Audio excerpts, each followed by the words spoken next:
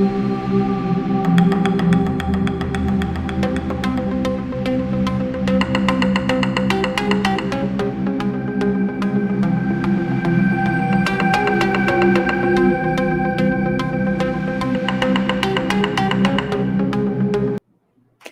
Andrew Hall, and this is Dead Hand Radio. My guest for this episode is Preston Dennett, UFO researcher, author, and public speaker. Preston has been searching for the truth about the UFO phenomenon for over 30 years, and he's learned some things, seen some things, and connected some of the dots about what might be going on.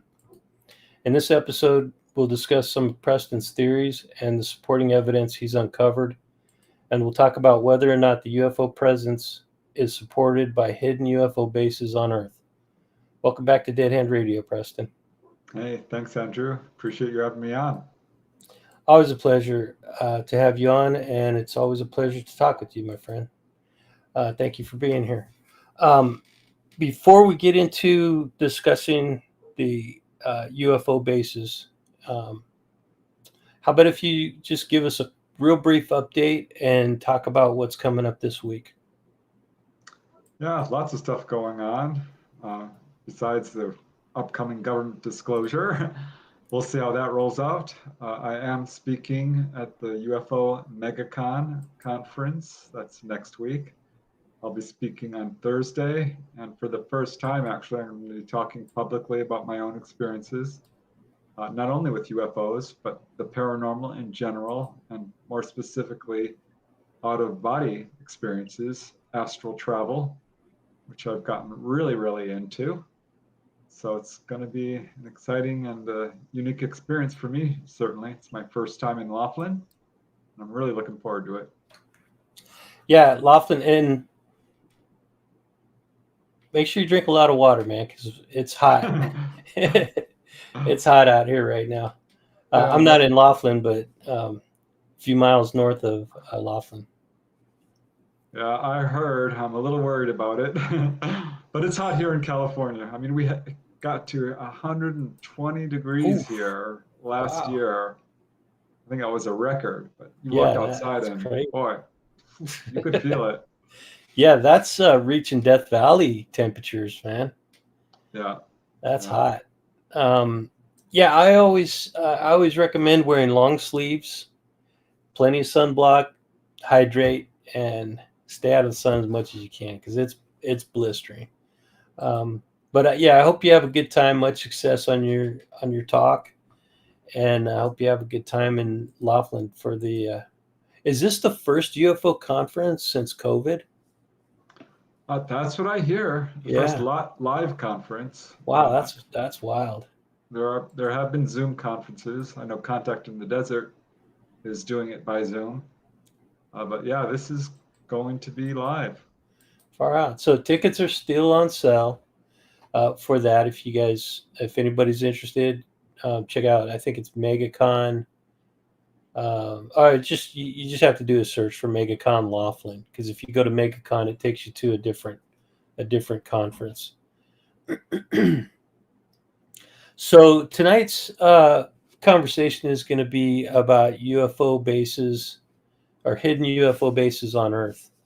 And the reason I said it that way is because there is strong evidence to support the idea that there are bases on the moon, Mars, and possibly moons around Jupiter and other planets. I wanted to be very specific about these alleged UFO bases.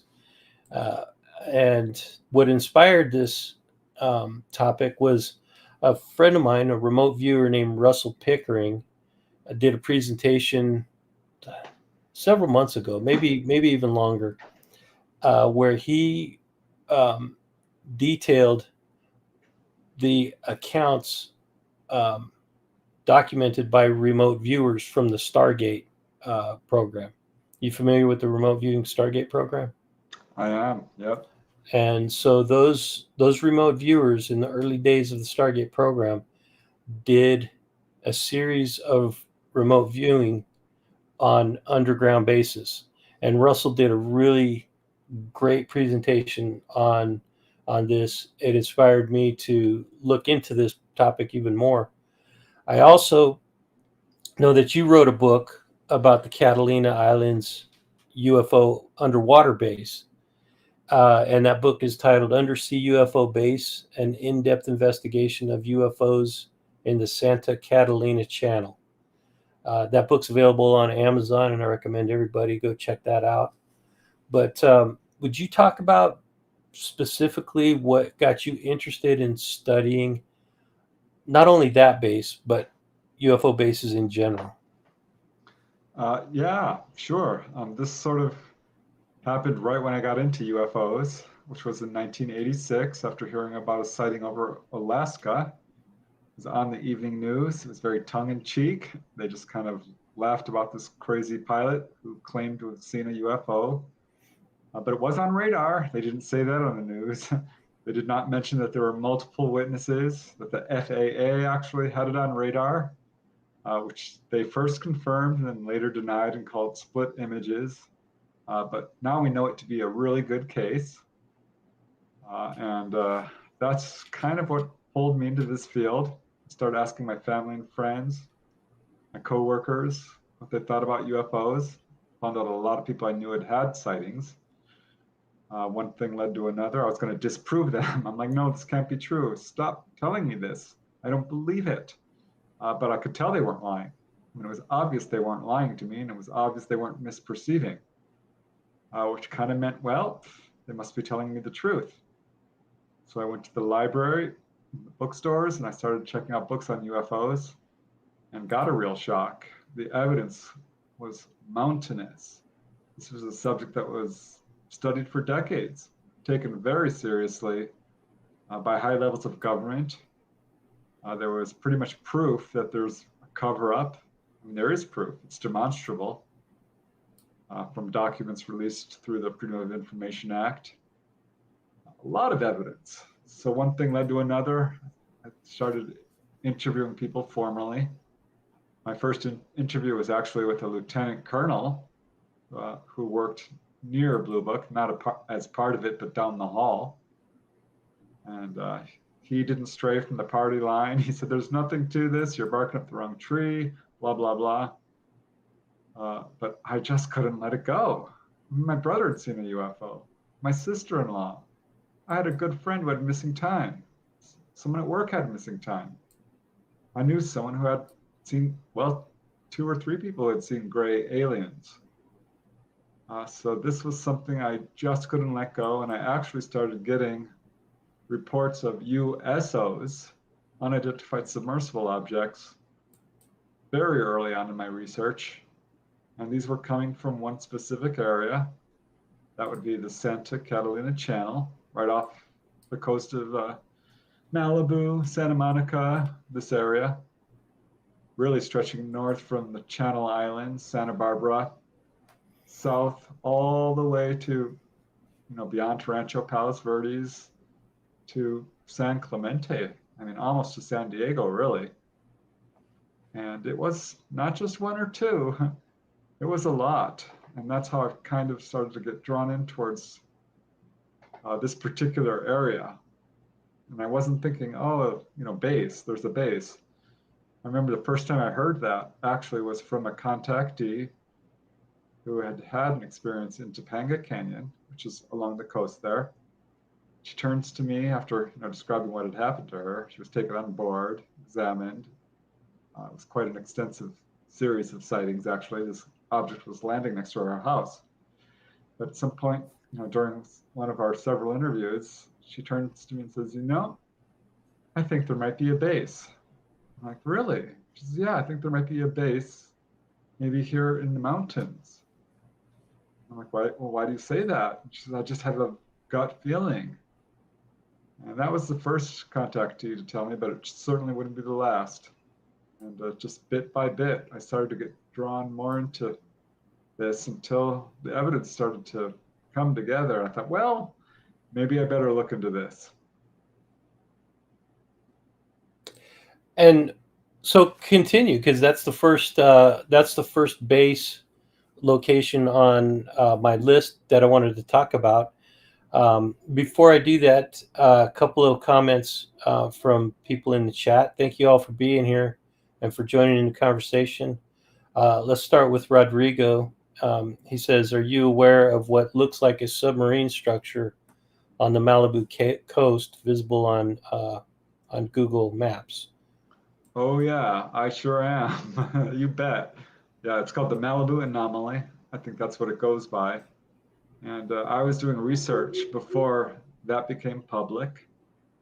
In fact, I know a lot of researchers were looking into this particular area for a very long time. One very early one was Anne Druffel. She's been doing research in this area since the 1940s. And she actually saw a UFO over the Santa Catalina Channel as a young kid. And she became a UFO researcher largely because of that. And she was really the first to sort of point to this area as a hotspot. And way back in the 1970s, she wrote an open letter to MUFON saying we should probably put this area under constant surveillance. There's an enormous number of reports. Something very profound and unusual is taking place in the Santa Catalina San Pedro channel. So she was the first, but certainly not the last. On the heels of her came a number of other researchers. Bill Hamilton, the third. He was a Southern California-based researcher. He had a number of really high-quality cases of USOs in this area. So did D. Scott Rogo, who she worked with, and Druffel did, as well as Robert Stanley. He lived in Malibu, grew up watching these objects come in and out of the water.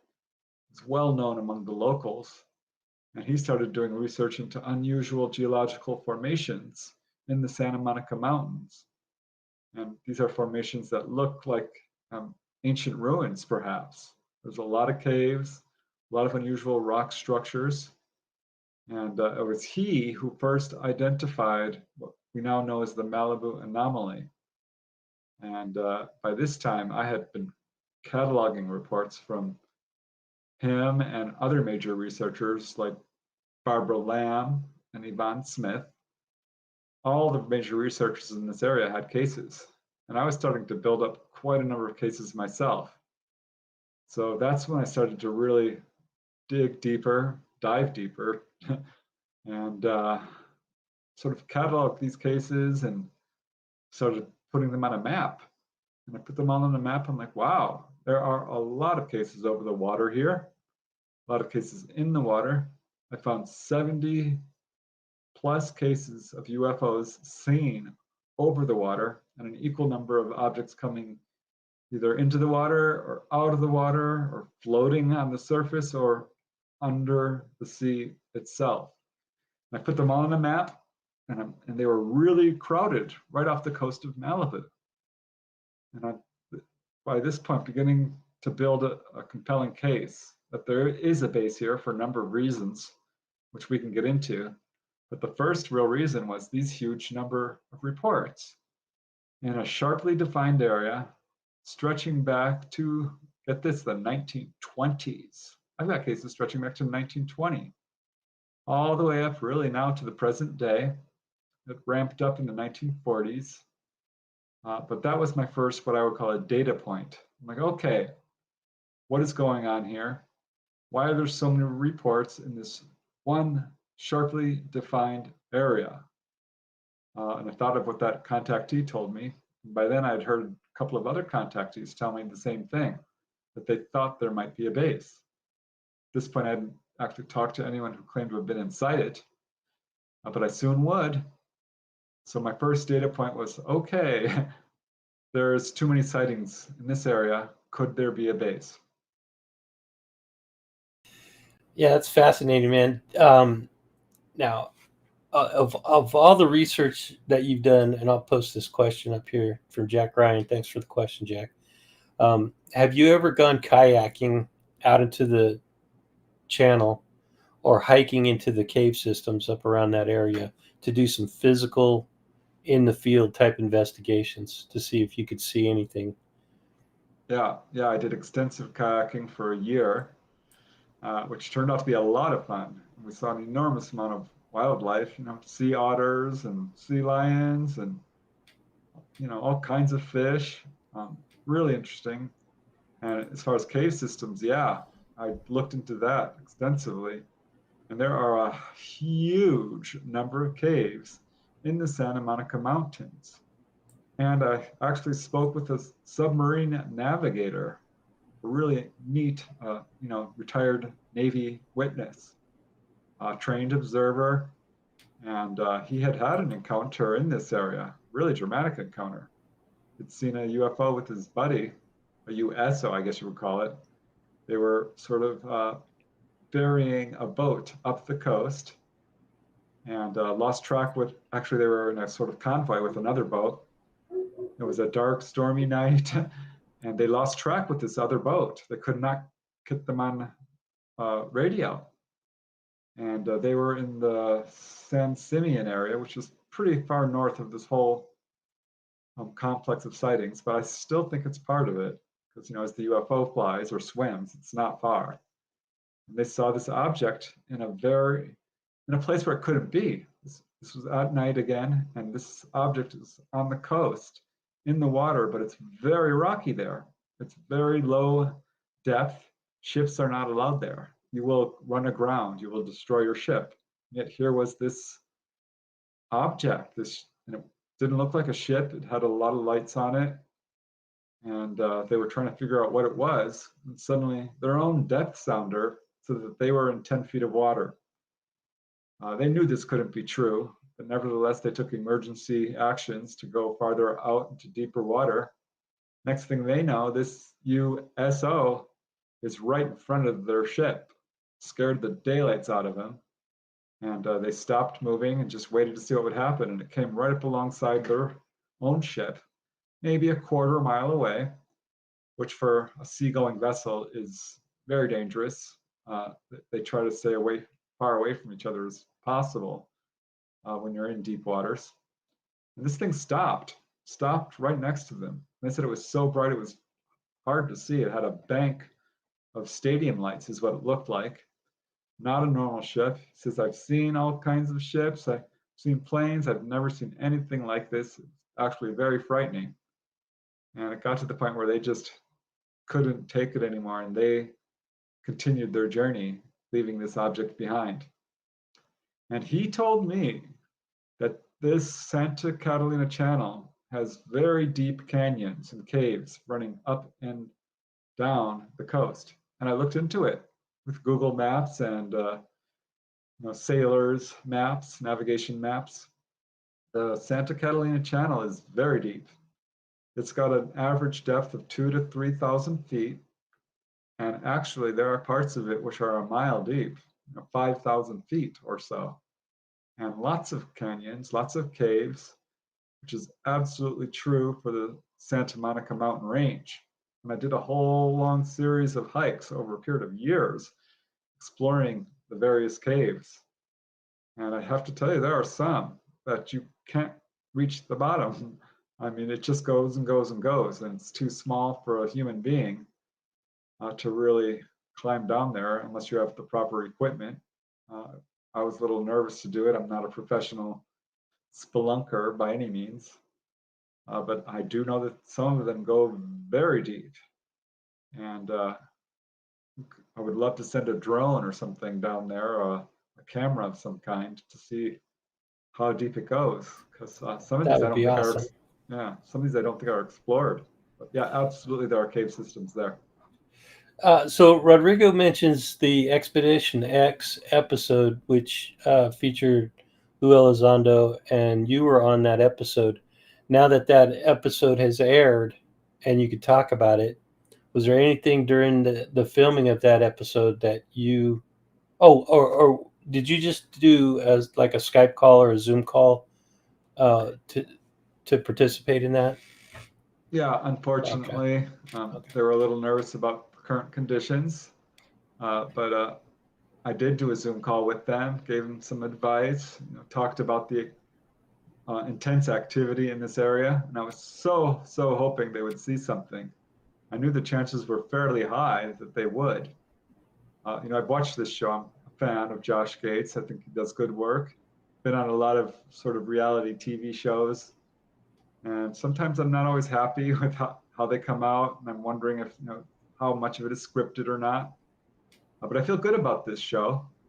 I don't feel like they're making stuff up, and they actually had events occur, unexplained events, and not just one or even two. I think it was 4 major events that are unexplained. One, yeah, Was it lights in the sky, or did they actually see a structure or a craft in the sky? the first one they saw was a light in the sky, but it darted around, it stopped, it hovered, it was moving at right angles, it zipped very quickly, several thousands of miles per hour. It was caught on a very high quality camera, a military grade camera.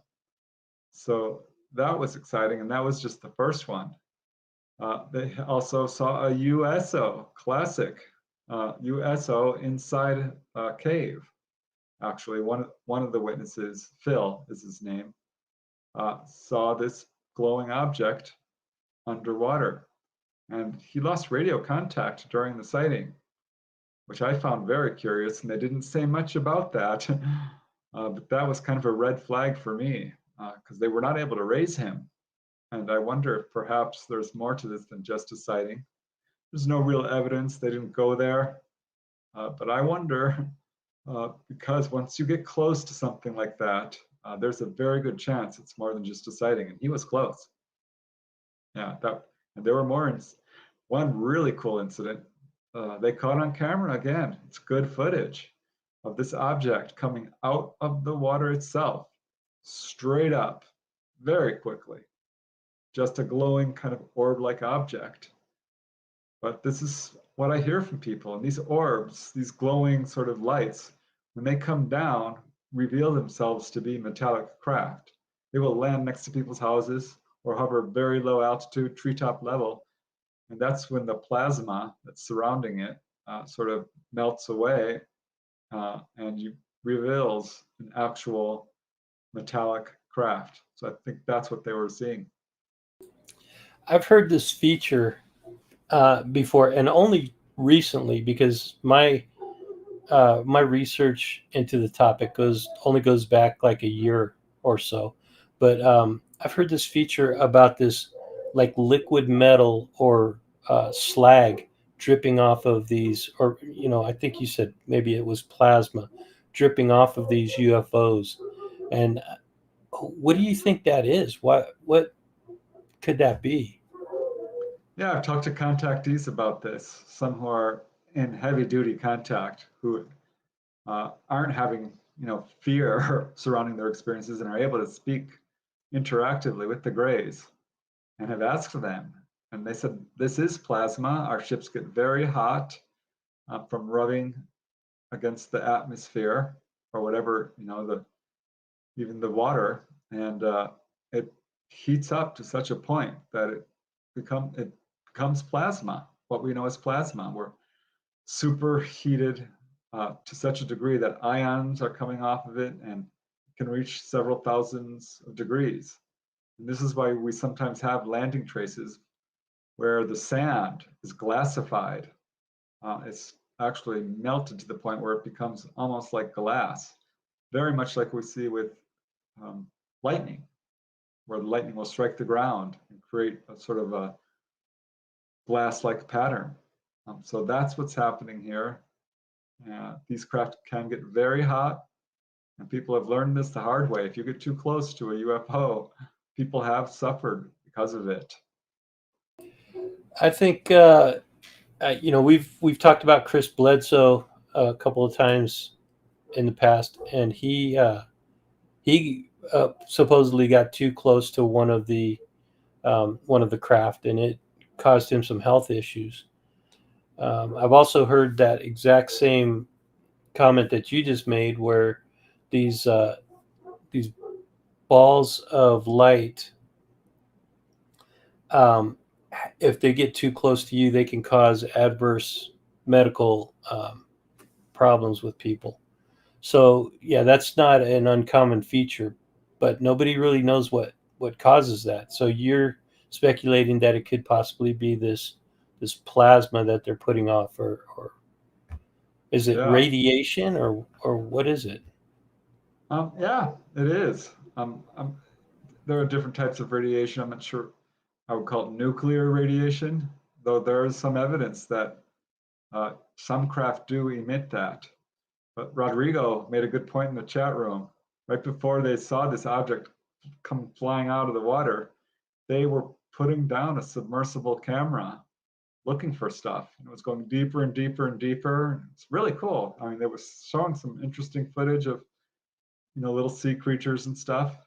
Suddenly there was a bright flash of light, an honest to God, visible flash of light, and the camera failed. And this is something UFOs do, USOs, unidentified submersible objects, is they will affect electromagnetics. They can turn off car motors. People's cameras don't work. Flashlights will fail. A wide variety of electromagnetic effects occur. And researchers are not sure if this is an accidental byproduct or if they're doing it on purpose. And I'm not sure. I lean towards the latter because there are many cases where UFOs are right over a car and the car is fine and doesn't turn off. But sometimes it does. And same with cameras. Some people are able to take pictures of UFOs, but often the camera will fail. Fairly often, actually. I've got a few cases like that on Catalina Island itself, where multiple people were there and multiple people had cameras, and every camera failed. So I think this is Yeah, something they're doing on purpose. that's very suspicious, very telling that um, they don't want to be photographed sometimes, and other times they don't mind to be photographed, or they want to be photographed. It seems.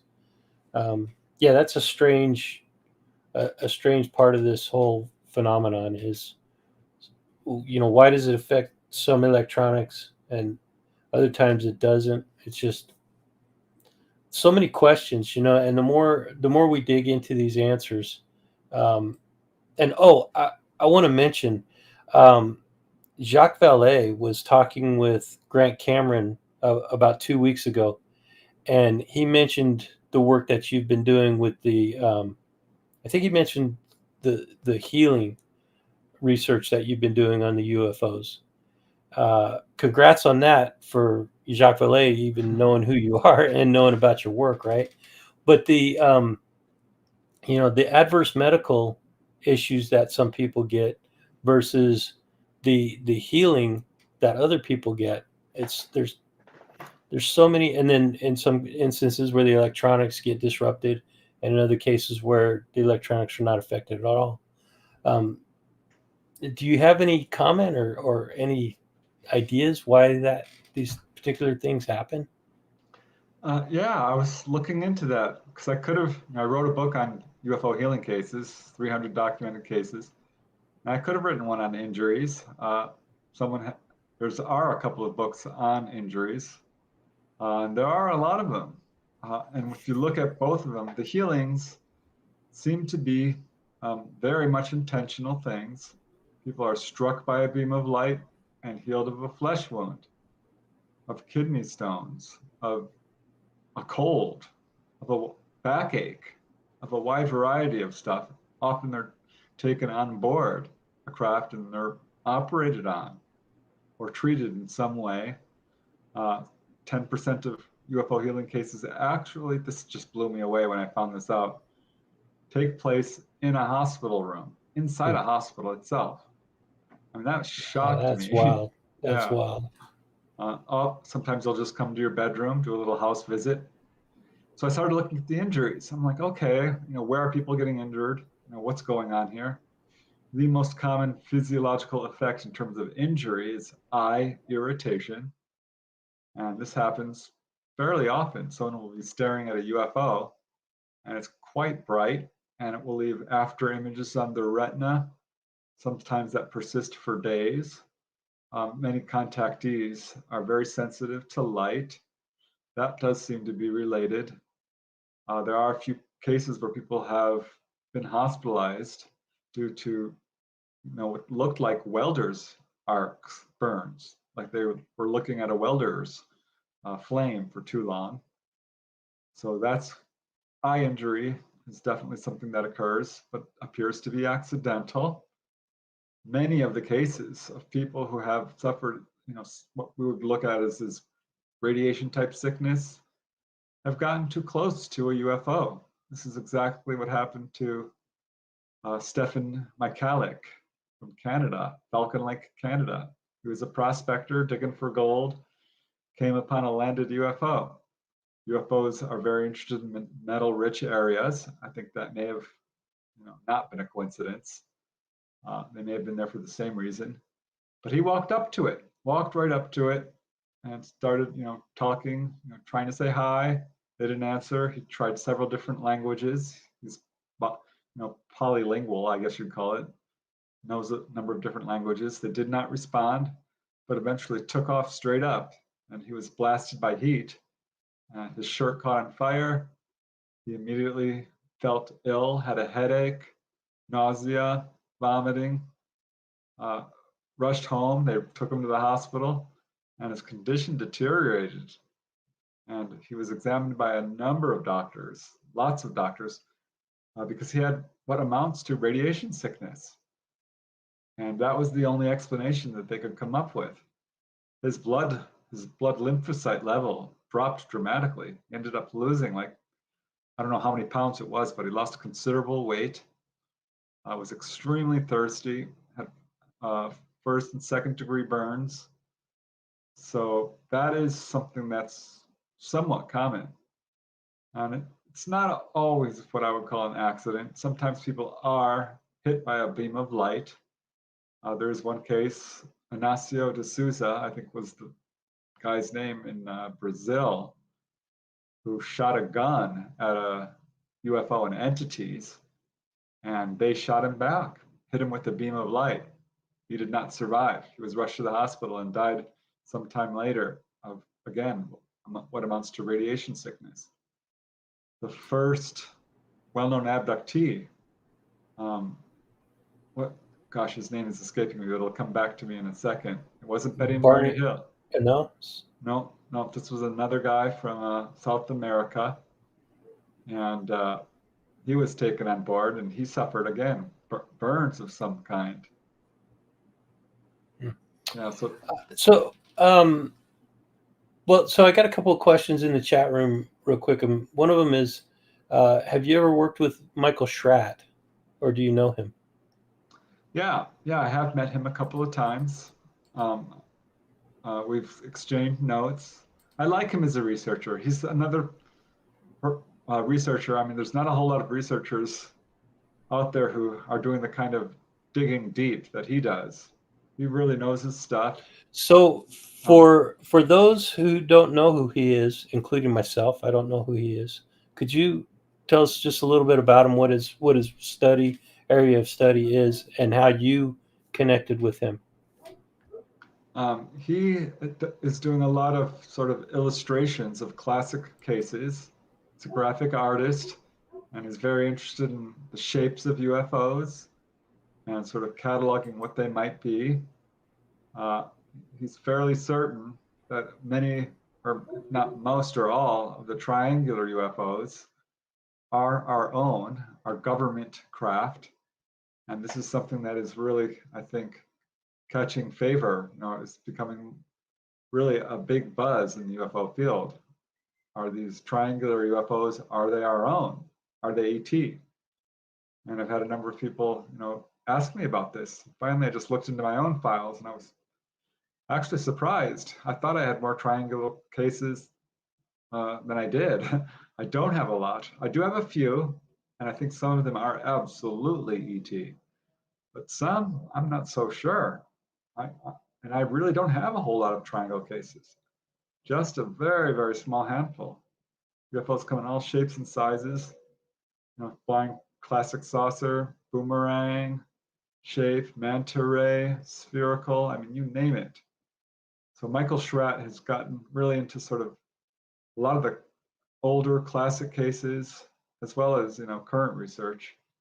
But I like it because he digs deep, he gets all the information he can. He's an expert also on the government black budget and has looked deeply into that. And boy, that is some scary stuff. Our government is spending enormous amount of money on stuff that we know nothing about. So yeah, he's a researcher I definitely respect. Very cool. Thanks for giving us that answer. And Rodriguez says, Schratt and Dennett are true encyclopedias on this topic. And well, I don't know who Michael Schratt is, but I do know Preston Dennett, and I could not agree with you more, Rodrigo. He, you are an absolute wealth of knowledge on this topic. Um, there was another question by Rodrigo. I just want to scroll back a minute. Do you have a standing theory on what are the origins of these USOs? Do you think they're underwater civilizations, extraterrestrial visitors that have a permanent underwater base, or something else? Yeah, I think probably they do. I talked to one contactee from Carpinteria. This is, this Santa Barbara area. And she was sort of she'd seen a couple of UFOs. One of them did come up out of the water. She didn't see it, but other witnesses in the area did. And she started having what I would call telepathic contact with a gray ET who told her that, yeah, we have been in the ocean. We've been in there for a very long time. We live in the oceans. Told her all kinds of information. Said that they're very numerous. They're watching over humanity. It was his job to try and contact people who are receptive, like she was. Her name is Marianne. And told her that they're not violent. They're not violent like humans are. They're just interested in observing. But they do live in the oceans. That And is wild. yeah, and further along those lines, there was a really interesting incident in 1947 with this survey ship, a Navy survey ship called the Mori. And what Oh, but happened? let's come back to that real quick because Carl had a question about the Marianne, and did she initiate the telepathic contact, or did the alien or underwater? What would they be called if they live here? They're not extraterrestrial, are they? I guess you're right. I don't think anyone has ever come up with the term. Yeah, Because you can't non-terrestrial terrestrials. No, that doesn't work. Let right, me think. right. um, I uh, have heard crypto terrestrials or ultra terrestrials, but I don't know if those words even fit. People from Earth. No, well, we'll have to think about that one. Yeah. Oh, So it Antonio. Yeah, the Antonio Villas Boas. That's the guy's name I was trying to remember. Thanks, whoever said that. I think that was Jack Ryan. I think it was Jack Ryan that posted that earlier. So yeah, what can you answer Carl's? Yeah, how you doing, Carl? By the way, thanks for being here, man. Good to see Yeah, you.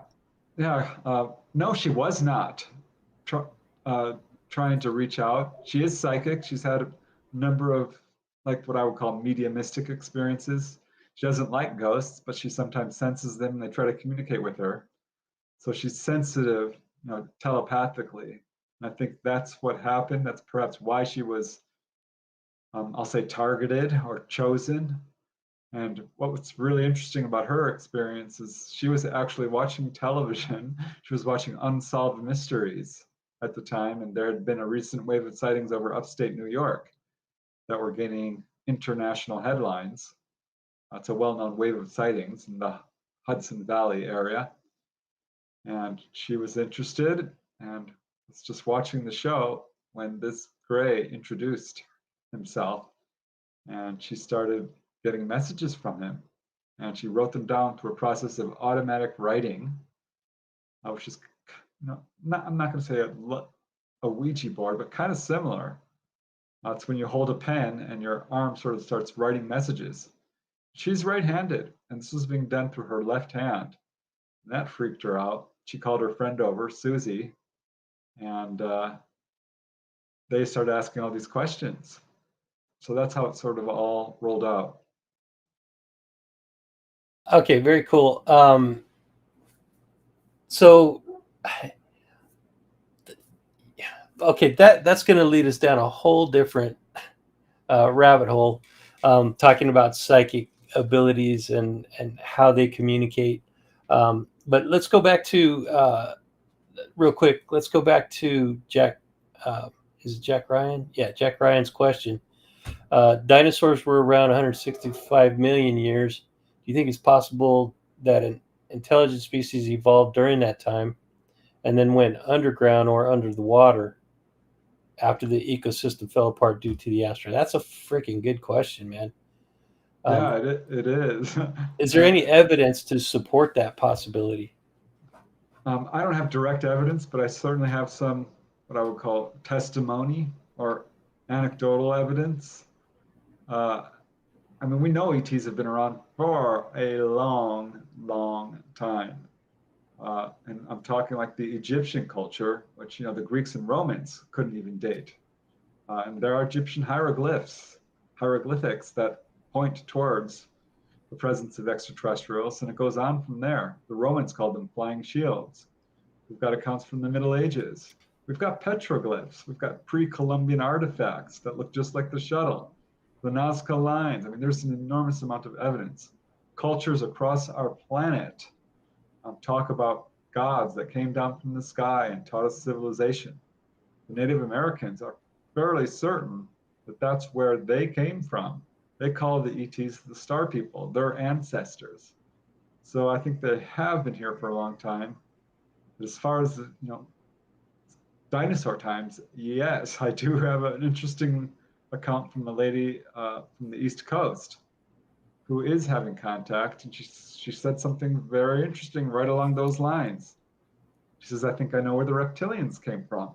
I'm like, "Oh, you do?" She says, "Yeah, I'm pretty sure." And she's had a lot of contact with gray aliens. They didn't tell her this directly, though they may have, because many of her memories are shrouded in missing time, kind of bubble up spontaneously. And she believes that the reptilians are probably intelligent dinosaurs who went underground and survived that existential crisis and are still living here today. And I wonder about that because while I don't get a lot of reptilian reports, I do get some. And almost always there's no UFO. These guys are like seen in wilderness areas, like the Everglades. I've got a case there and other areas, but no UFO. They're not coming from above. So That's I won't, interesting. That right? ties into what we're talking about tonight, the underground bases or the hidden UFO bases, because several of the bases that I picked out for when my research on this have included sightings of reptilians in these areas. One of them is the Superstition Mountains in Arizona. Yes, yeah. I wrote a book, UFOs over Arizona, and started to get reports of that. But Yeah, now they're, I wonder why they're called the Superstition Mountains. right. I think there's a reason for that. And yeah, it's a very high levels of activity there. Arizona, by the way, is the nation's leading producer of copper. Got a lot of mines there, a lot of caves in those Superstition Mountains. And there's a lady who wrote a book about her experiences with that. And I don't have a whole lot of detail on it. I didn't read the book myself, but I know she wrote more than one. And there are reports of all kinds of cave systems and enormous amounts of activity in that area. So I wonder about it. I know there's some cases in Sedona where people have seen these objects going straight into the ground, into the ground. They watched it happen. And this is something, I have reports of this myself. I've got one in Fresno where a bunch of guys were driving along the freeway and they thought a 747 was going to crash next to them. It wasn't a 747 and it didn't crash. The ground opened up and swallowed this large glowing craft. So like USOs, these objects can not only hit the water at high speeds, they can go into they have a force field, they must, and can push away the molecules or the atoms or what have you and go underground like it's nothing. And I've heard this firsthand from a number of contactees, not just one or two, a lot of them. Well, not only that, apparently they can pass through physically through walls, and they can pass abductees through physical objects as well. So they have some way of, according to abductee and contactee testimonies, this is all we have to go on. There's no video evidence, there's no documentation of this stuff. It's strictly eyewitness testimony. But if these beings can phase and phase other objects, it makes sense that they could phase their own craft to go in and through physical material in some way. So Carl says, are you familiar with the Shaver mystery and Lemuria, or the ultra-terrestrial stories? Not super familiar. I know a little bit about it. I've read some of the accounts. I haven't investigated it in depth, but it's certainly interesting. This is one of the earlier stories that was circulating around, that there are underground areas. Lemuria is kind of like Atlantis. And I think this is one of the things that people point towards Mount Shasta as possibly being a Lemurian civilization. I know that Robert Stanley talked about some of the stuff that's taking place here in Santa Catalina Channel, like the Malibu Anomaly. He was the first to identify it. Later went viral, and there's a lot of talk of whether this Malibu Anomaly is a natural structure or not. But where I had charted all these UFO sightings, that's exactly where this thing is. So I wonder about it. And I got a Native American account that's actually not in the book. This is firsthand info from Merrill Fankhauser, who, if you don't know, wrote the song Wipeout. I contacted him because he is involved in this story. He had friends who were watching these lights come in and out of the water. He didn't see it himself, but he knows people who did. So I contacted him. And some months later, he contacted me again. He says, I have to tell you, I met a Native American elder, and I think it was Las Vegas, who told, they started talking about UFOs, which led to the Malibu Anomaly. And this Native American elder says, oh yeah, we know about it. We have an oral tradition about this. It goes back thousands of years. And back then, the sea level was much lower, and they could actually fish off the edge of this thing. They said, what he said was, we did not build it. And when he said that, I'm like, well, so they think it's artificial too.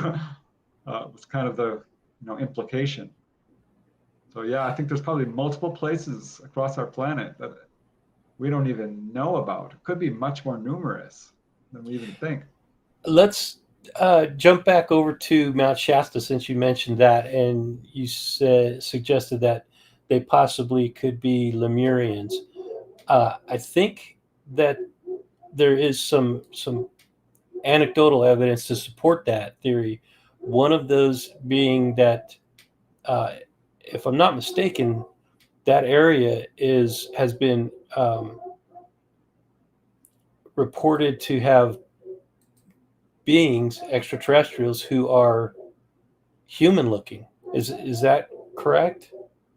Yeah, essentially human looking, but much taller. Yeah. And yeah, it's very interesting. And it doesn't rest on a single testimony by any means. It's many, many testimonies, quite a few. I was actually shocked when I looked into it. I actually had a sighting up there myself. I guess you call it a CE5. My brother and my sister-in-law were up there on a camping trip with the family, and everyone else had gone to bed. We stayed up late. We had our flashlight ready. We were gonna, look for UFOs. And darned if we didn't see one. My brother shouts out, I saw a light. And I'm like looking at him, are you kidding? And we're all looking up, and he says, take the flashlight, shine it, shine it. We had brought a big, powerful flashlight. And we shined it upwards, blinking twice, and this object blinked well, once. First we blinked once, it blinked back once. Then we blinked twice, and it blinked back twice. It was obviously responding to us, and it wasn't a satellite. I don't care what anyone says. I was there, I saw it. It was lower than a satellite. It had a weird quality to its light. So I know there's UFOs in that area. Mount Shasta has an enormous number of UFO sightings. And yeah, there are, I think, over a dozen cases of people who claim to have actually been inside this mountain. And some have claimed to have visited ETs face to face. Others said that they saw an underground city. There are supposedly artifacts that have been removed. There's a book where there are photographs of some of these artifacts. So I really wonder what's going on there. There's also, I've never been there, but allegedly there's an extensive cave system that goes throughout underneath the mountain. And are there disappearances? I thought I read that there are a lot of disappearances of humans in that area where people just go missing. I can't say one Okay. way or the other. It wouldn't surprise me. I know that sort of thing is ramping up in a number of areas, particularly Right. wilderness areas, and that is a large wilderness area. It's beautiful. It's considered a sacred area. This is a very isolated mountain. It's one of the few kind of mountains that stands by itself. So it's got some strange qualities to it. There are Bigfoot sightings there. There are accounts of people who've seen strange lights and their cars die.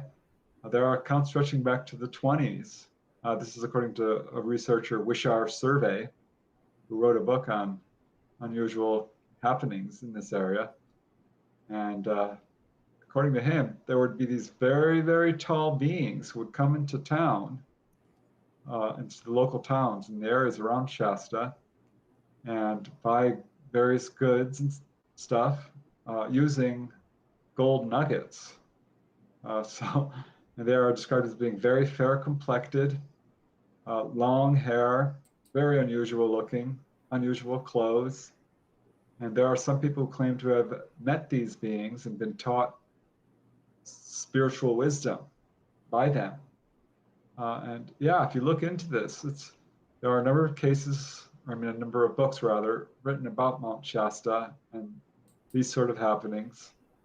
And I actually talked to a first-hand witness who said that he was up in the Mount Shasta area, fell asleep unaccountably, and woke up, and his hair, this is such a weird story, his hair had been braided with sticks and flowers and kind of rocks and stuff. He had long hair. He was a very tall person. He kind of looks like the descriptions of what these guys look like. And he had this really weird thing happen to him where he fell asleep and woke up, and somebody had done his hair in a very unusual fashion, which is the fashion that they've described, these witnesses who have seen these beings, so that they wear these weird ornaments in their hair. So he had that happen to him. That was a crazy story. Rodrigo was saying there's a mountain in Portugal. Do you know the name of that mountain, Rodrigo? That's interesting. And he says that one witness connects it possibly to the Fatima apparitions. Yes. Very interesting. Fatima. What an amazing case. It's been sort of interpreted as a religious event, but Yes. Researchers are taking a second look at it because it fits all the earmarks of a modern day sighting, even down to people describe this disc-like object, which was very bright. Some of the descriptions said it was metallic. No joke. Some people claim to have been healed. It dropped this weird substance, which we now would probably call angel hair. It's one of the most widely viewed, if it is a UFO sighting, certainly one of the most widely viewed paranormal events or miraculous events, angelic visitations. There are different interpretations of what happened there, but it was viewed by like 40,000 people at one point, more. So I'm not sure if I'm pronouncing this right. Garduna, or Sarah da Garduna, and that's for people who are listening to this without um, being able to see the text that Rodrigo posted up there. Thanks for that info, Rodrigo, and just wanted to give a welcome and say hi to our friend Unidentified Celebrity Review, Luis Jimenez. Great channel over there. Also, Carl Vibe has an awesome YouTube channel as well. Um, and Carl just asks, are you familiar with the CIA doing operations to try and capture living jinn, capturing supernatural beings like the Skinwalker Ranch entities? Man, and not only that, Carl, they're also doing something with Bigfoot up in the Washington State area. I've been watching this show called um, Expedition Bigfoot. I think is that something like that, um, where they got some information from some mysterious character just off the street. Came up, said he's former military, and when that dude was in, he was training up in the Washington area, and his superiors were talking to them about Bigfoot, and the U.S. military allegedly has some interest in these cryptozoological creatures. I think that's what you call them, right? Preston, do Yeah. you know anything about any of this?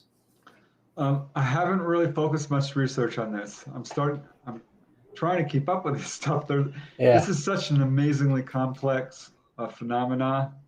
I mean, all this stuff is connected, I think, cryptozoological creatures for sure. And yeah, I have heard that our own government, the CIA, and numerous intelligence agencies are looking into all aspects of the paranormal. We know about psychic spying. That's been pretty well verified. Remote viewing as well. But yeah, I've heard they're also looking into cryptids. They want to know where they've come from. They're looking into all aspects, and particularly into hotspots like the Skinwalker Ranch or any area which has a high level of activity. Because what you see in these, I guess you'll call them UFO flap areas, like Hudson Valley or the San Luis Valley in Colorado, or the Santa Monica Mountain Range, the Santa Catalina Channel, they have a wide variety of paranormal events. There was a religious miracle that happened at a church in the Santa Monica Mountains. Got a few cryptid cases. I do. The San Luis Valley is filled with them. I mean, reports of everything from the thunderbird to strange little lizard-like creatures that run around, and ghost activity. Lots of ghost activity in the Santa Monica Mountains. I mean, an enormous amount. And I think this is all connected. These could be places where there's high levels of electromagnetism. These could be areas where there are vortexes. Could be areas where the veil between the worlds is perhaps permeable or thinner than other areas. There's all kinds of theories to account for this wide variety of paranormal activity in these areas. But I'm sure that, I mean, we do have evidence that our government is very interested in that connection and are branching out to try and figure out how all this stuff is connected. the one thing that I would say to that is that if they're interested in it, there is no doubt that there's actually something really to this. All the eyewitness accounts, um, you can't really dismiss that. But if the U.S. government is actually doing some looking into this stuff, that adds just another layer of authenticity, I think, to this whole topic of the cryptids. Um, Now we're going down a completely different um, rabbit hole, but it's an interesting rabbit hole. So, the Mothman, that was the nickname given by the newspapers, but John Keel called these things ultra terrestrials. Okay, would those be, in your opinion, would those be the same thing as these underwater aliens or beings that live under the ocean? Would you Yeah. use that term? This I mean, yeah, the Mothman is something different, but could you categorize them all under ultra terrestrials? Yeah, this is where the subject gets really complicated. John Keel is a pioneering and very well-respected researcher, a real trailblazer in this field. And he was one of the first to raise the questions like, are all these extraterrestrials? I don't think so, because they start to get really, really strange. And the Mothman is a good example, and certainly not unique. I've got accounts of owl men, and just, I mean, it goes beyond that. I mean, there's Bigfoot, there's dogmen, there's just a wide variety of what we would call paranormal entities and cryptids. And no, I don't think they're all extraterrestrials. I think by and large, the UFO phenomena is probably extraterrestrial. I mean, I think we've got a pretty good handle on that. These things are appearing on radar, if they're leaving landing traces, if people are being taken on board and implanted, healed, injured, if there's crashed UFOs and alien bodies. Well, yeah, we know there are aliens out there. It's a logical, almost inescapably logical conclusion. We couldn't possibly be the only biological beings in this universe. It doesn't make any sense. And I think that's probably what accounts for most of what we're seeing. But when you get cases like the Mothman, you have to wonder, okay, are there interdimensional beings? Yeah, I think there probably are. What we would call ultra-terrestrials, beings of all different kinds. I mean, you can go back into history and there's accounts of fairies, which may sound mythological, but I challenge you to examine them objectively. There are books on this, and it is shocking. This was a real phenomenon taken very seriously at the time, and certainly people are still reporting them. Nature spirits, all kinds of unusual entities up and down it's a smorgasbord, a parade of entities. And I think there are different explanations for some of these. I doubt they're all aliens. So we have to be really careful when we're labeling this phenomena. I think John Keel was leaning towards the possibility that these are all the same thing, but manifesting using different masks. And I think Jacques Vallée also sort of picked that theory up and investigated it, and is still considering that as a possibility. I personally am. Oh, well, that's an interesting one right there. So what he's alleging is that extraterrestrials are trying to disguise themselves. Yeah, they're not extraterrestrials at all. They just want you to think so. Wow. Which I don't know. I mean, I find the evidence for extraterrestrials fairly conclusive. I mean, we have alien implants removed from people's bodies, and they're metallic, and they're letting out, electromagnetic signals. And if we have the bodies in the craft, and if we're reverse engineering the craft, and I think the evidence for that is very good. I mean, is that really not extraterrestrial? I think from a government standpoint, they know this upcoming announcement is kind of disingenuous if they don't use the word extraterrestrial. Oh, it's something we don't know what it is. It might be ETs. They know. Yes, some of these are extraterrestrial, I think for sure. And I'm not sure. I think this is just my humble opinion based on my own research and everything I've studied. Some of what we're seeing, probably a good portion of it, is extraterrestrial. But I think there are entities out there that can appear under a number of different guises. And this is what I would call a jinn. This is what I would call perhaps I don't want to say demonic spirit, but certainly I think there are sort of trickster spirits that can wear disguises and appear any way they want to. So I think we have to be very careful when we're trying to categorize and label these phenomena. There is a push to, lump near-death experiences together with UFO onboard experiences. No, they're different. If you see a ghost, I highly doubt it's some alien intelligence pretending to be your deceased Aunt Edna or whomever. I think the evidence for ghosts stretch back centuries, thousands of years. And a ghost is a ghost, and a Bigfoot is a Bigfoot, and an alien is an alien, and a Mothman is, well, a Mothman. I think what we're I would agree that they are different phenomenon.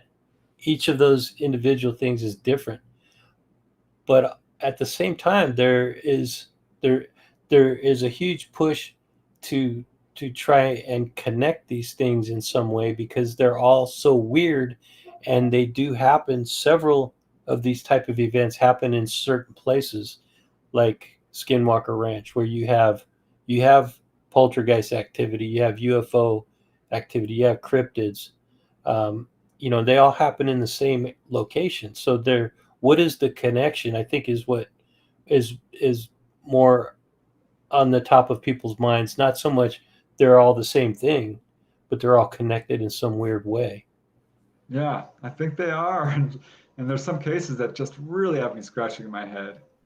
And I did a video on this, sort of the Bigfoot UFO connection. Because I have a case where a guy saw a Bigfoot. First it was a landed UFO in his backyard, then a Bigfoot, then a poltergeist outbreak. And I had someone contact me who saw that video and he had the same exact experience. And it was his conclusion that, yeah, he's sort of in the Jacques Vallée camp. Not so sure that was, an ET. He says it feels like this was an intelligence of some kind wearing different masks. And he's the one who had that experience. So I have to respect that. I wasn't Sure. there. I have not, well, I have had a lot of experiences actually with ghosts. I've seen ghosts. I had a Bigfoot encounter. I've seen UFOs on a number of occasions. As a researcher, I like to see it myself. I mean, I'm out there in the fields looking for UFOs, and I have. Same with all of this stuff. Because I want to find out what this connection is.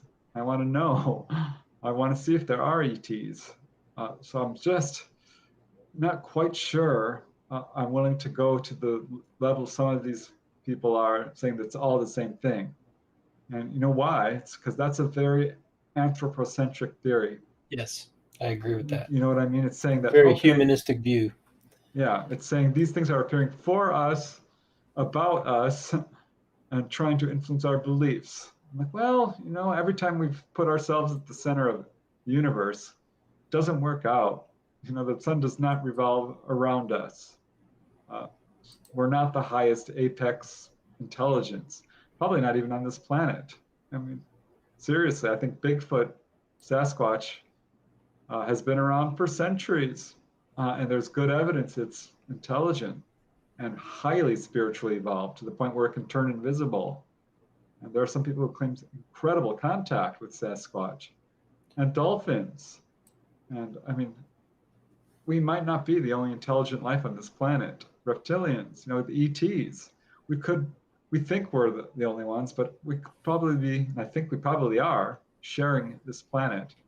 And this leads us back to some of these underground bases or undersea, because they could be here for a long time and are just sort of laying low and doing their best to stop us from destroying their home, not only True, ours, true, but theirs. and that's the big question. If these bases do exist, and there's mounting evidence that these bases that do exist and they're real. I mean, from we talked about at the beginning of this, we talked about remote viewers, which Rodrigo just pointed that out too. Remote viewers claim they often encountered being widely described as the typical extraterrestrial in their sessions. There may be an interdimensional highway. Um, yeah, the so we talked about remote viewers. We've talked about all the eyewitness accounts of craft coming and going in and out of the ocean, mountain areas.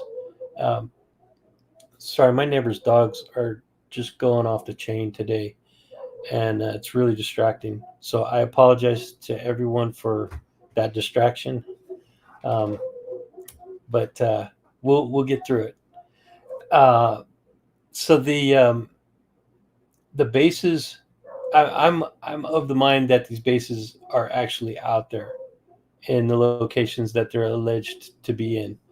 Um, if that's the case, are those bases for extraterrestrials that come from other galaxies to Earth, and that's where they hang out? Or is this their planet, and we just happen to be sharing this planet with them, and they're just trying to make sure we don't destroy their home?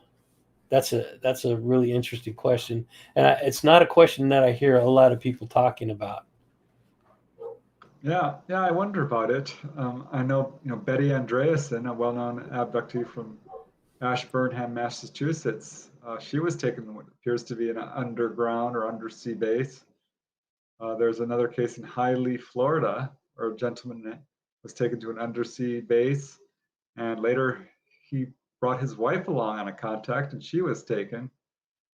Timothy Good, one of my favorite researchers. He's written a number of really excellent books, such as Above Top Secret. He talks about a really interesting case that took place in Italy involving 4 men. One who went public, his name is Stefano Breccia. I believe I'm pronouncing that correct. He's a professor, a good witness, and he was taken to an underground base in Italy. This is back in April of 1972, and they spent quite some time in this underground base. And it was interesting because it had its own sort of gravity field, and it was 20% less than Earth. So they were not floating around, but it was definitely easier to move around. They spent 1 day inside this base, and they returned and learned that several days had passed. So it not only had its own gravitational field, it had its own time zone, time stream, was pulled out of Earth time in some way. So, I mean, that raises all kinds of questions. I think there is good evidence that they've been here for a very long time, and if they're that advanced, there's no reason that they couldn't have had these bases for, throughout modern history and going back much longer.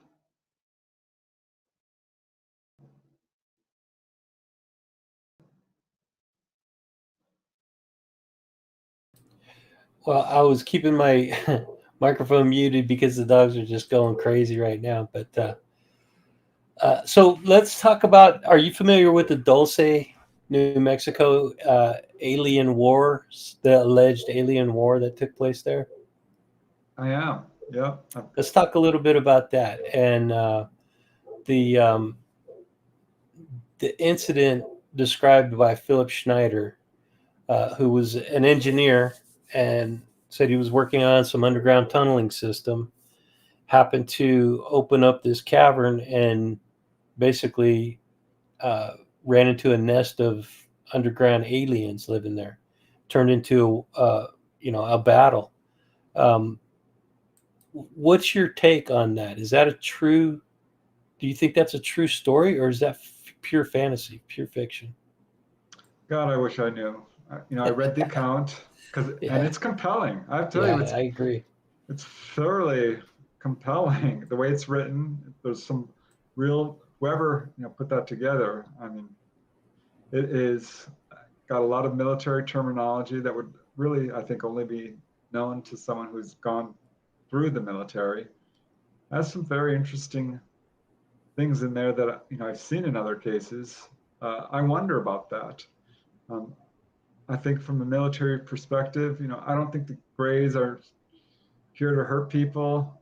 Um, I don't think they're a warring type of species, but if you attack them, they will defend themselves. And the military has had a very hostile attitude towards UFOs and has shot at them. And we've Well, lost. according to Philip Snyder, his own account, he took out a pistol that he had and he shot the creature, the first creature that he saw, and killed it. And as a retaliation to that, he was hit with some kind of a bolt of lightning or something, and he actually had really grotesque scars on his chest, and half of his hand was missing. Um, I mean, if the guy was making that stuff up, that's a pretty vivid imagination. Yeah, and there's a lot of sightings in that area. Yes, There really that's true. is. There's been some researchers who've looked into Gabe Valdez. There's a lot. and some people have seen objects coming in and out of the mountains there. The Four Corners area. Yeah, something could very well be going on there. I don't know. There's a lot of disinformation in this field, and I worry about that. That's a good point. But because stories are hard to verify. And when someone comes up with a wild story, I always like to wait for another witness, but there's not always going to be another witness. Yeah. And someone who steps forward with a story like that is really putting their reputation on the line. And if they were expecting riches and fame, they're going to have a rude wake-up call, because what's often happened is they're attacked. They are ridiculed. Discredited, or in some cases disappeared. Yeah, so these witnesses are putting a lot on the line. It takes a lot of courage, and I think they know that. So that to me speaks towards someone's credibility a little bit. But I don't know enough about that case to really say one way or the other. As a researcher, I have to remain objective. I can only know what I know, and we can lay out the facts as we know them. And when someone has a testimony, I mean, well, that's what it is. It's an eyewitness testimony. And if there's physical evidence, that definitely helps the case. So I find it a very interesting and compelling case with a lot of interesting features to it. But I couldn't say whether or not it's for real. But I will say I found it fascinating to read and quite chilling at parts. Can you reference the document or the book, the account that you read? Extraterrestrial Highway. Oh, okay. Okay, yeah, I've heard of that book. I believe it is what it was called. Okay. Rodriguez says that there's Joe from the Carolinas channel did some FOIA work on Philip Schneider and found some, I guess, discrediting information about him. That's not surprising, Rodrigo. It could be true. It's really hard to say because they have been there have been disinformation campaigns done on American citizens in the U.S.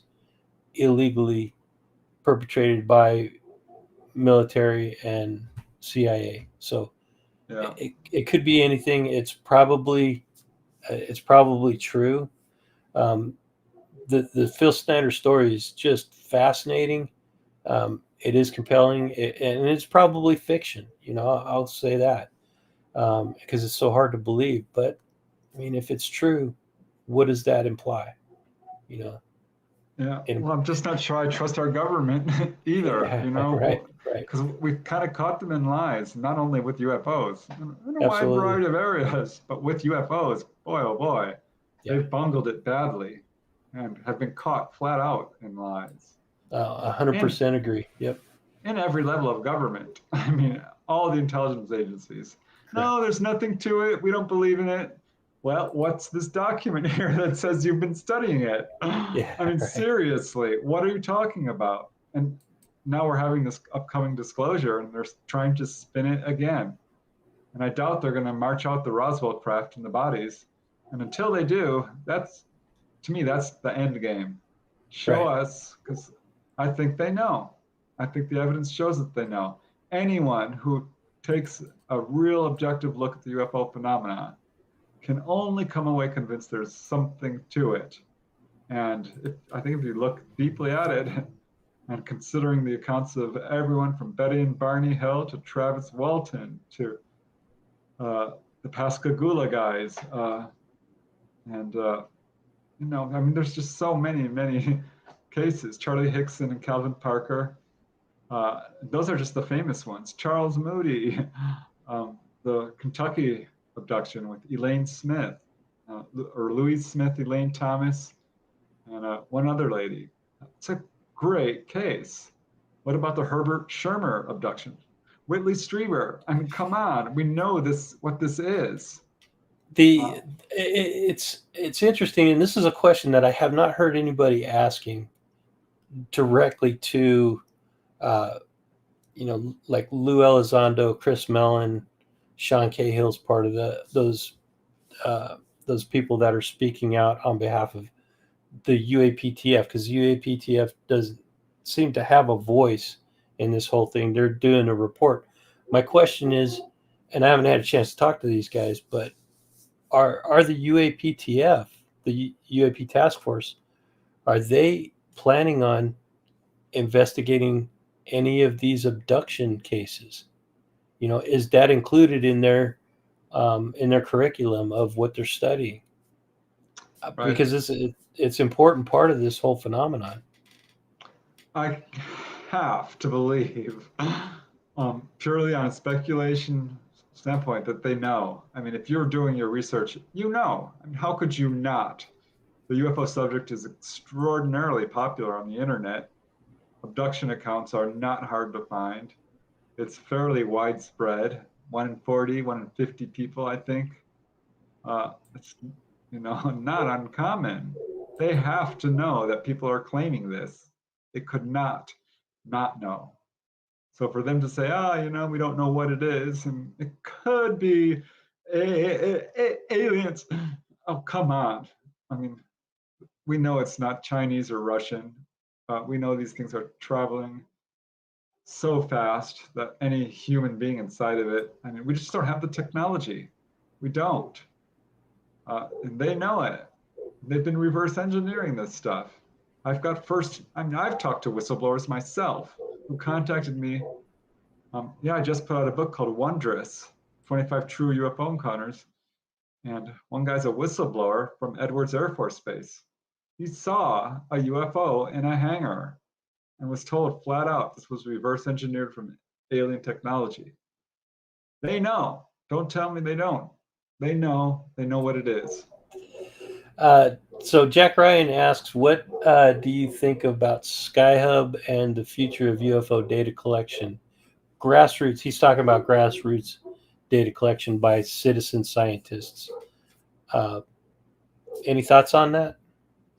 Yeah, if the government doesn't step up this disclosure process, they're going to lose control of this phenomena, because there is a grassroots movement, not only by humans, but by the ETs. They are contacting person after person after person, doing waves of sightings. Everyone has a cell phone. Disclosure could happen instantly. It is happening.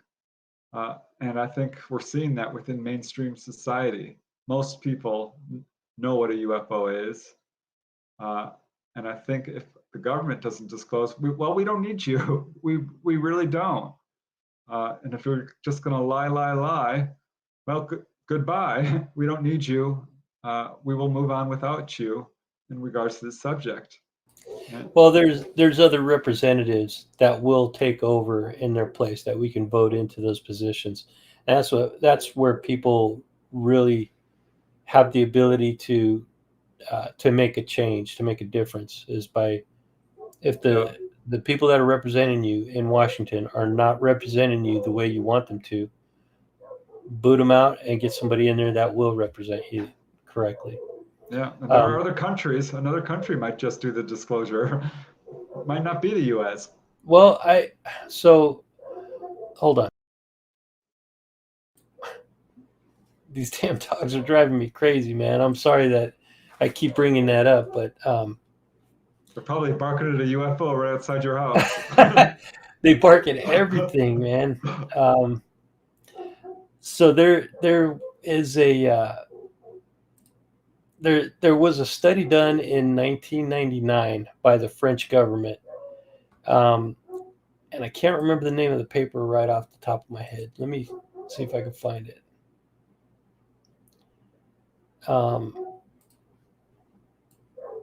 Because they did an extensive write-up on this topic, the UFO topic. It was called the Cometa Report. Right. And I mean, is that disclosure? Did they like preempt the United States by 20 years and come out with documentation to prove the existence of UFOs already? I think to a certain extent, yes. That wasn't the official government. These were, retirees within high-level positions saying this, but it's certainly a step, and that's what we're seeing a lot of. People, former senators, former mayors, former governors, saying, "Oh yeah," like Governor Fife Symington saw the Phoenix Lights while he was in office and lied about it. Said he didn't know what it was. But From now, Arizona. Yeah. yeah. But now that he's a pastry chef, he's saying, "Oh yeah, I saw it. I was there.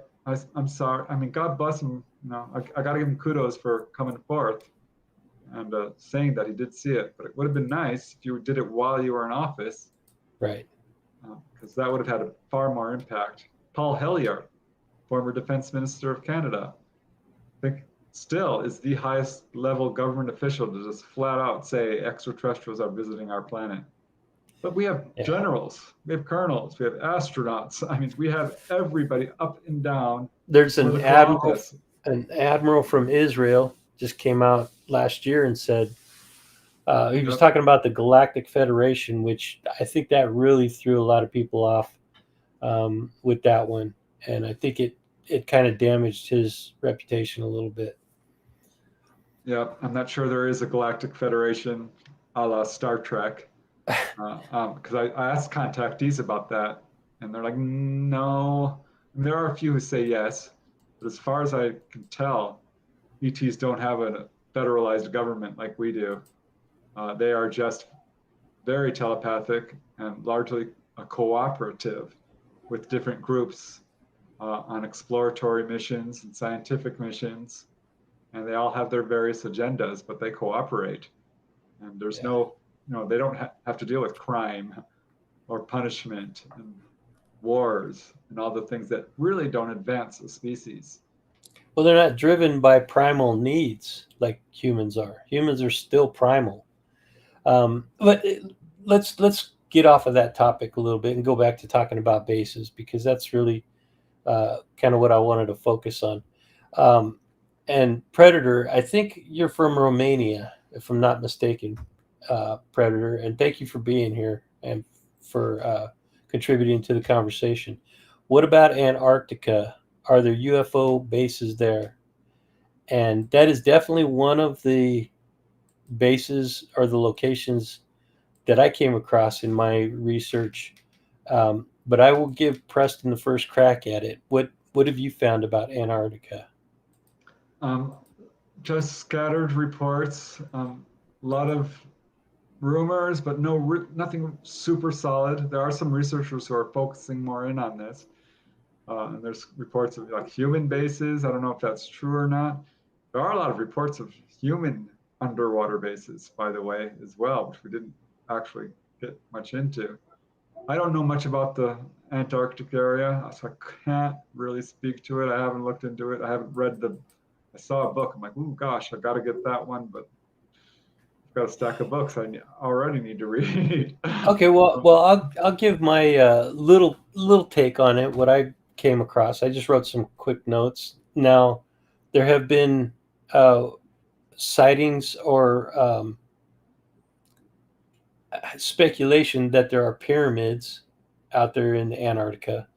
I think those were proven to be a hoax, but they still, when you look at them, they do look like pyramids. I don't know mountains.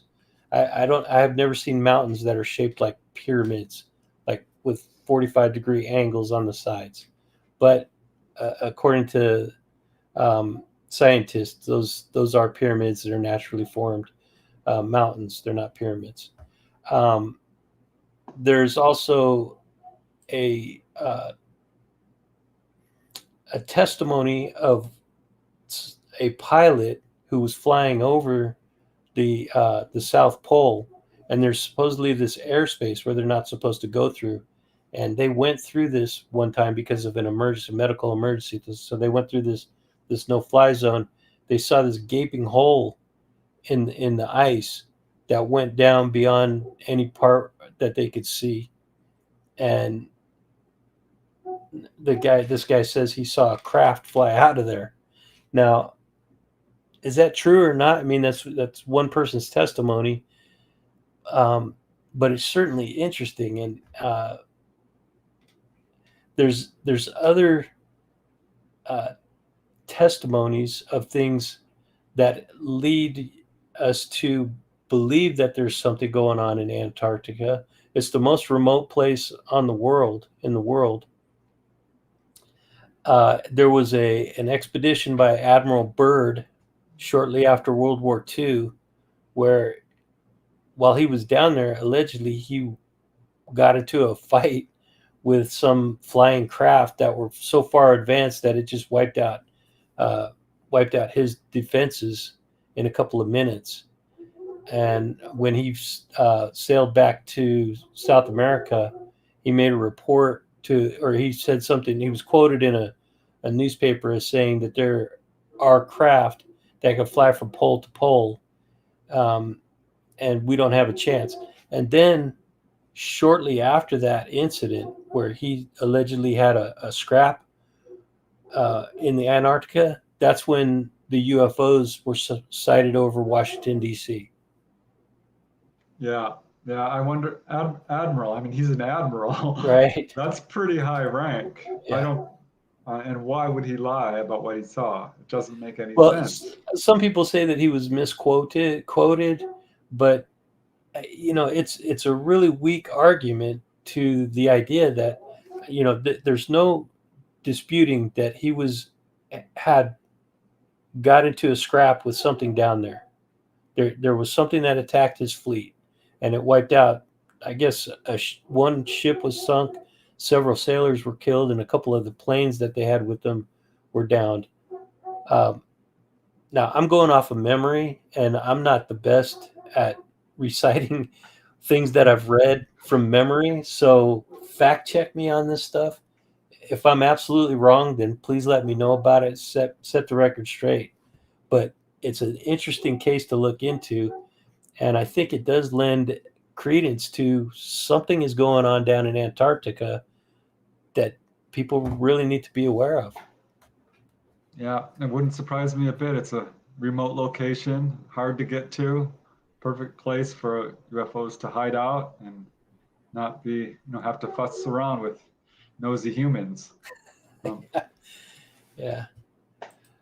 So I had a couple of suggestions from Twitter, and one of them was from @RebelChong, and that person suggested New Schwabenland in Antarctica.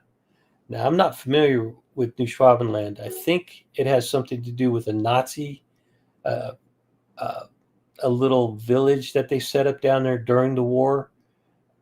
They were doing some scientific expedition down there as part of Hitler's.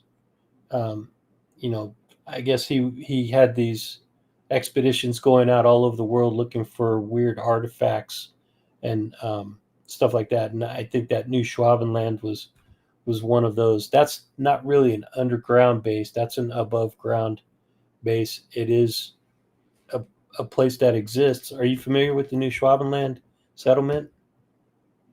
No, I mean, only by name only. Okay. Uh, Well, it's more of a military settlement rather than UFO, where your expertise is in UFOs. So the next suggestion that I got from Twitter might fit into your area of expertise. Um, Singularity Mike from Twitter, he's also got a YouTube channel.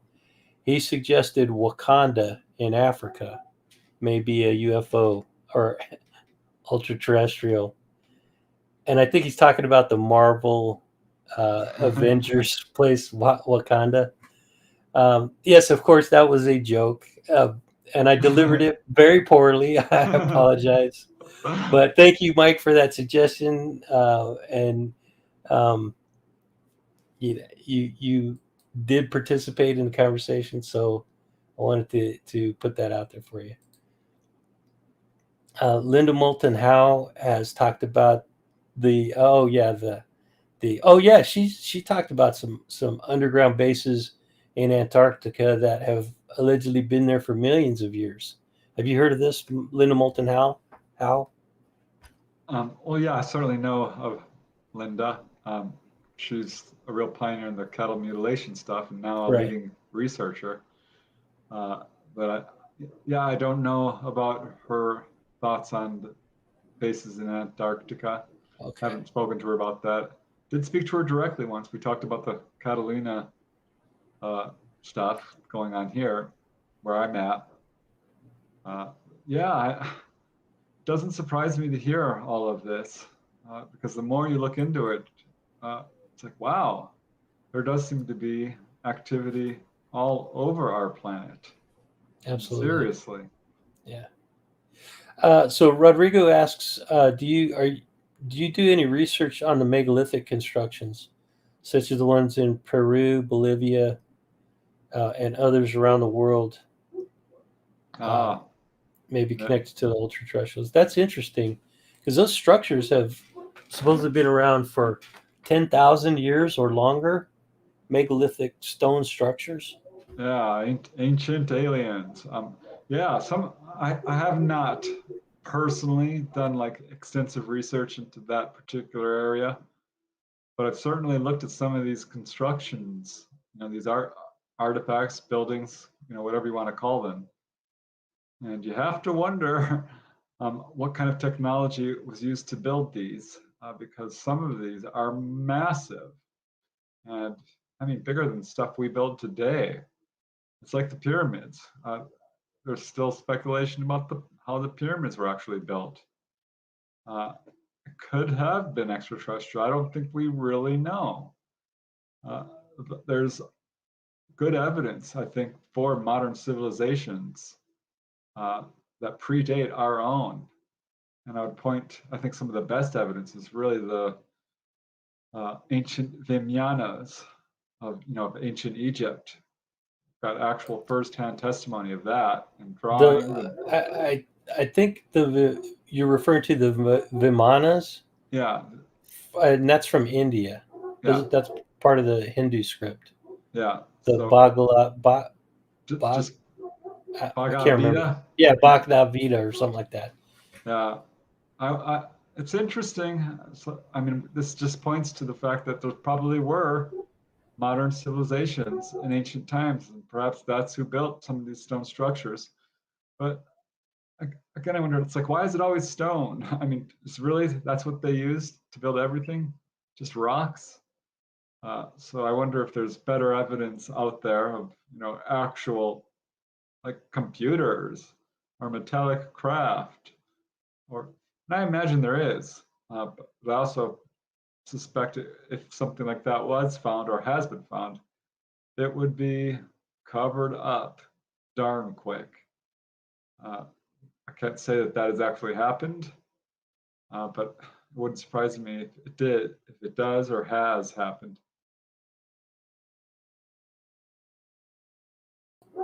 So let's go ahead and start to wind this down because I've pretty much exhausted my little bit of research that I did on this. Is there anything else about the Catalina underground UFO base or alleged UFO base? I have to say that because until we have video or pictures of it or documentation, it, you know, it it's really hard to say definitively that there is a base in any of these locations. Really, um, anything else you'd like to add to the conversation about that? Yeah, I mean, just briefly, I would say beyond the huge number of sightings in this sharply defined area, some of these sightings involve not one or two objects, or even 10 or 20, but dozens, 50. I mean, there are a couple of cases involving over 100 objects, and they're not coming from above, they're coming from below. So, where are they coming from? Another thing I would say is, of course, there's the Malibu Anomaly right in the center of all this. That could be the actual base or a tunnel to it. Another thing I would point out is that I have talked to a number of contactees in this area, not a lot, just a small handful, who didn't have the normal experience of being taken into a UFO. That's little round room, quite small, with glowing walls and a table and so forth. They were taken to an underground area. One guy described rock walls. He says it was a very large chamber. There was a case involving two ladies from the Santa Barbara area who were taken into what they believed was an underground area.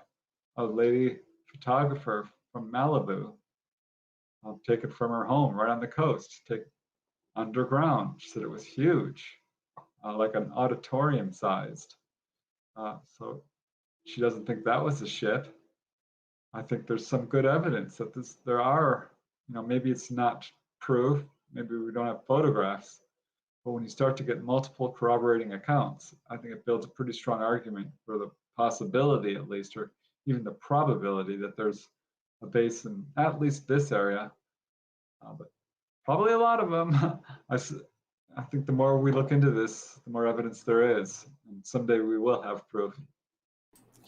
I would like to think that. I think we're getting closer all the time, and it's just a matter of time and a matter of keeping up the consistent and concerted efforts of the grassroots effort that we're talking about.